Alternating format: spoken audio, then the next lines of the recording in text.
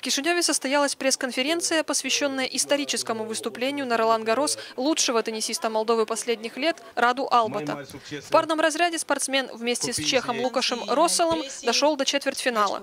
Noi cu toții știm ce a făcut Radu Albert pentru țara noastră în cadrul Cupei Davis. Все мы знаем, что сделал Раду Албат для нашей страны, выступая в Кубке Дэвиса, выиграв первый в карьере турнир серии ATP в парном разряде. И сейчас мы очень счастливы показанному результату – выходу в четвертьфинал Ролан-Гаррос. Верю, что в ближайшее время Раду Албат войдет не только в сотню, а в 50 лучших теннисистов и в парном, и в одиночном разряде.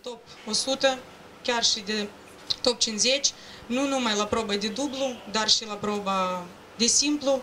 За выдающееся достижение Албата наградила Федерация тенниса, а специальный приз в $10 000 спортсмену вручил генеральный спонсор Федерации Илон Шор. Я как человек, который являюсь поклонником тенниса, давно сотрудничаю с Федерацией тенниса, хочу выразить от себя лично, от нашей команды, от нашего коллектива вам благодарность, потому что я считаю, что тот результат, которого вы добились, он исторический.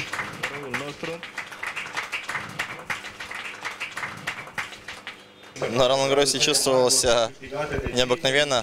Интересные турниры, самые большие турниры, можно сказать, в мире на грунте.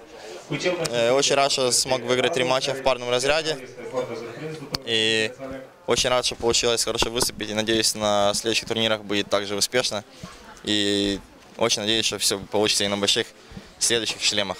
В завершении мероприятия для поклонников Раду Албата и начинающих теннисистов была организована автограф-сессия спортсмена.